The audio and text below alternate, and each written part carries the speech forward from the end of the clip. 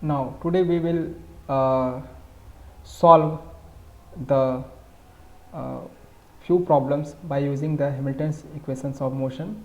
These three problems we have already solved in the previous video, where we have used the Lagrange equation of method, right.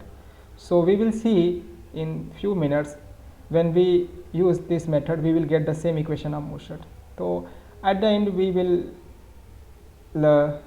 say, we will say, yeah, we can say these two methods are equivalent, right. So depending on the upon the problem, you can choose any of the method according to your convenience, right.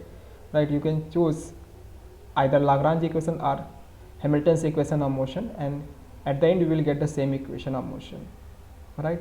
So today I will discuss our first problem, which is mass spring system, right. So here a mass m uh, is put on a horizontal surface, and it is connected with an spring whose spring constant is k, and this second end is tied with the wall, right. So when you stress from its equilibrium position, right, equilibrium position of this mass, suppose along this direction, so it will oscillate back and forth, and you will see its motion will be the simple harmonic motion, as we have already seen in the previous video. So the Hamiltonian will be, right, we can write this is T plus V, right, kinetic and plus potential energy, right, and we have already, right, solved in the previous video. This Hamiltonian is actually kinetic energy is actually half m x dot square, right, and when you calculate this canonical momentum, right, which is px, this is equal to the partial derivative of L with respect to x dot, right. So when we write the Lagrangian of this function, so this will be half m x dot square minus this potential term. Only this term minus half m x dot will contribute when we take the partial derivative of L with respect to x. So you will get here this is m x dot, right. So x dot will be px by m, right. So we can write the kinetic energy will be, right, here you can write this p by px by m. So this is px square upon m square, so one m will be cancelled out, at the end you will get px square by twice m, right, and this is our half kx square, the potential energy, right. So our Hamilton equation of motion is these two equation, right. This is the time derivative of generalized coordinate, and this is the time derivative of the canonical momentum or generalized momentum, right. So if you identify here, x is our the generalized coordinate, right.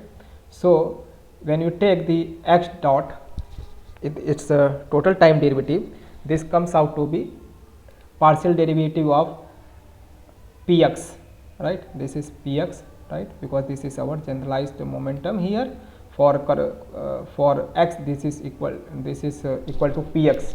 So and this is our Hamiltonian, right. So this is px square, right.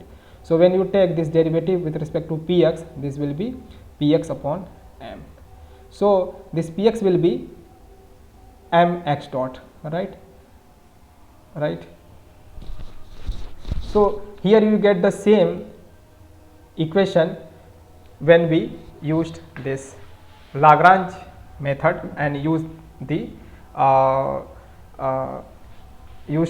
formula to calculate the canonical momentum, right. So this is here you get the same equation, right. So the second equation, let us see what this gives. So this is this equation for in this problem, this pi is equal to px dot, and this is dh upon dx. So when you take this derivative of this Hamiltonian with respect to x, you get this is kx and this is p x dot, right? This is p x dot, means momentum along x direction, right? So you can write this time derivative of this px kx and substitute this value of px, which is equal to mx dot, right? When we take, right, m is actually constant, so this comes out to be mx double dot, and this is equal to mx double dot plus kx is equal to 0, and you can divide this m on both sides. We can get this equation and define this quantity k by m as omega square, which is the meaning of the angular frequency, and from there you can calculate its time period by using the formula omega is equal to 2 pi by t, right? Right, here you can get the time period of the oscillation. So so this is the equation of the motion of simple harmonic oscillation. And again, when you integrate twice, you will get xt equal to a cos omega t plus phi, where a and phi are the initial condition, are integration constant. So here you can see we get the same equation of we get the same solution as we had solved earlier by using Lagrange methods, right? This equation of motions is same as we have seen previously by using the method of Lagrange. So the second problem is simple harmonic motion. So again, bob of mass m is hanged about a point, and when we disturb from its equilibrium position, it will go to and fro motion, right? So we can write its Lagrangian. So here we have already got this Lagrangian in the previous problem. So right, so I will not discuss it here. Where L is here, equilibrium is the length of the string, which this string is inextensible, so that means its length is not changing with the time, right? So this Lagrangian I have already obtained in the previous video, right? And in the previous problem, in the previous video, we have chosen this is our origin and this is our general xy point.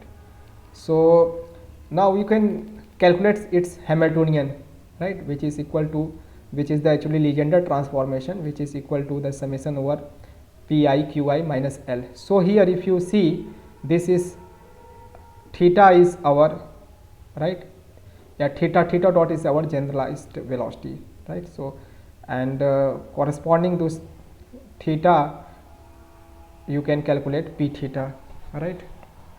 Theta dot you can calculate this by using this equation, right? Generalized momentum or canonical momentum, we can, right, we can define this p theta is equal to del L by del theta, right? So this is our Hamiltonian. Now so generally this we know this Hamiltonian is the function of the generalized coordinate and canonical momentum, right? Yeah, generalized momentum, right? So you have to eliminate this generalized velocity. So how do you eliminate, right? How do you eliminate this velocity? So here you can calculate first of all this generalized momentum. So when we take the derivative of this L with respect to theta dot partial derivative, you will get this here. Now you can substitute, yeah, you can find the value of theta dot, right, in terms of this p theta and use here in this equation. So our Hamiltonian will becomes, right, wherever you get theta dot, you have to eliminate, right? In L, this is the theta dot, right? Because our Hamiltonian is the function of only generalized coordinate and canonical momentum. So theta is the generalized coordinate and p theta is the generalized momentum. So you have to eliminate generalized velocity, right? So you can see this is our Hamiltonian and it is a function of only of theta and p theta, right? Canonical momentum, and this is our generalized coordinate, right? Very good. So right, ultimately now you can write Hamilton equations of motion, right. Next, in the next step we will see the equation of motion, right. So this is the general equation of motion.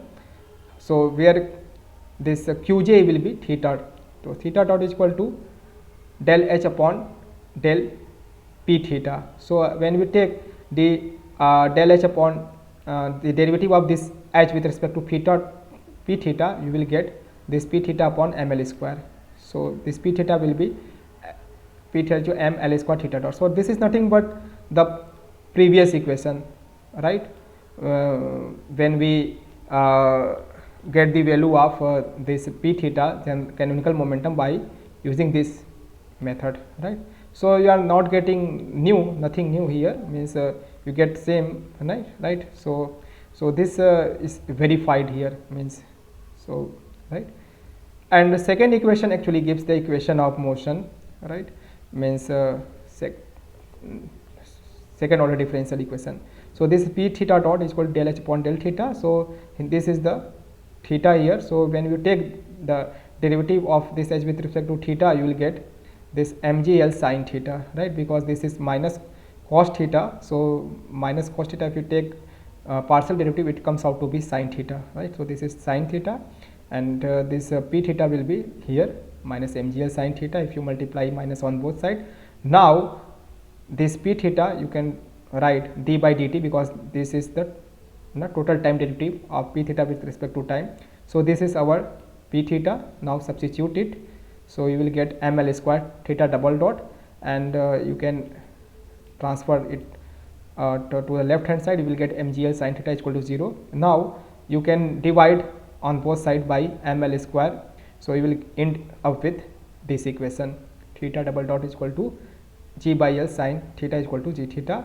Now consider theta is very small, so sin theta will equal to the theta, right. Then our equation of motion becomes theta double dot equal to g by l into theta is equal to 0. So this is the equation of the simple harmonic motion. So you can see here we get the same equation of motion here also, as we have previously have got by using the method of Lagrange, right.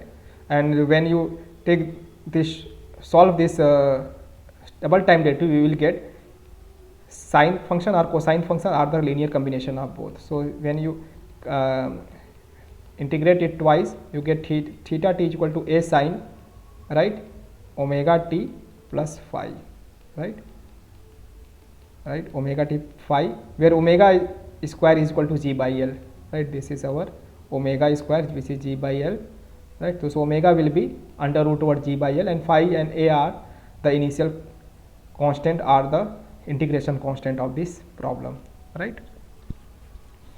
So now the third problem is Edward machine. So again we have already written the Lagrangian in the previous video.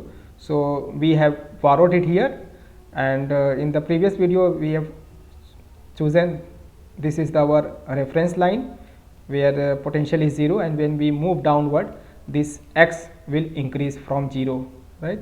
So again I have considered this is the x point, this is the x point, and the rest of the length will be L minus x. The length of this string is L. So when you add these two, you will get L, and this is R m1 and m2 are the masses of the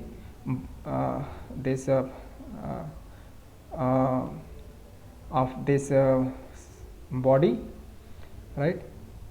So you can write this Hamiltonian by using Legendre transformation, right. You can identify here his x is the generalized coordinate and x dot is the generalized momentum. So this is px x dot minus L. So I have to eliminate this x dot, because our Hamiltonian is the function of generalized coordinates and canonical momentum. So you can eliminate this value, this x dot means generalized velocity, by using the canonical momentum relation, which is px is equal to del L by del x dot. So if you calculate this del L by del x dot, you can get this, right. Now you can find this x dot, which is equal to px upon m1 plus m2 total mass, right? So here this px upon m1 plus m2, and here is also, when you subtract this L, so here is also x dot, you can eliminate this x dot, right? So ultimately, right, when you simplify this Hamiltonian, you will get this Hamiltonian. Now your Hamiltonian is the function of only fx and canonical momentum px, because we have already eliminated this generalized velocity, right? So you can write the equation of motion, right? This is generalized derivative, total time derivative of generalized coordinate, and this is the total time derivative of generalized momentum or canonical momentum.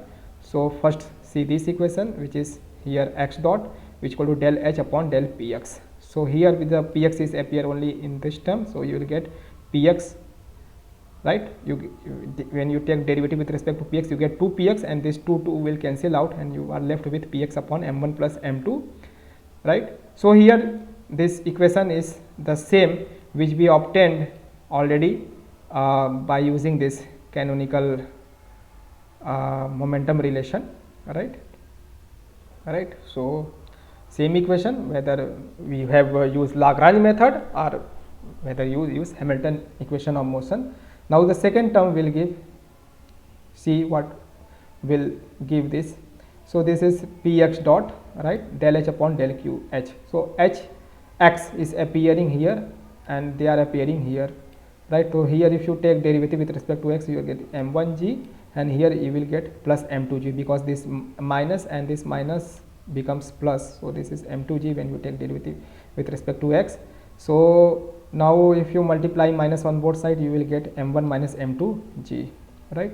So this is px dot, so this is the total time derivative of with respect to px, and you can substitute this value of px from equation 2, which is equal to the m1 plus m2 into x dot. So here you get m1 plus m2 into x dot is equal to m1 minus m2g, and this m1 plus m2 is the total mass, so which is constant. You can pull it out from this derivative, and you are left with x dot, and when we take total time derivative, it comes out to be acceleration. X double dot will be m1 minus m2 into g upon m1 plus m2. So you can see here the acceleration, same acceleration. Here we have got the same acceleration as we have got in the previous video when we solved this problem by using Lagrange equation of motion, right?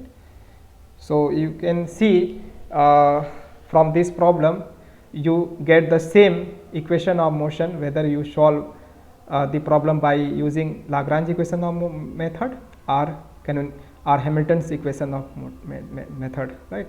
So you can choose the method according to your convenience, right? Ultimately you will get the same equation of motion, right? And the first equation of Hamiltonians generally gives the relation between the canonical momentum and this generalized velocity, right? And the second equation of this Hamilton actually gives the acceleration term, right? So that is for all these videos. Thanks a lot.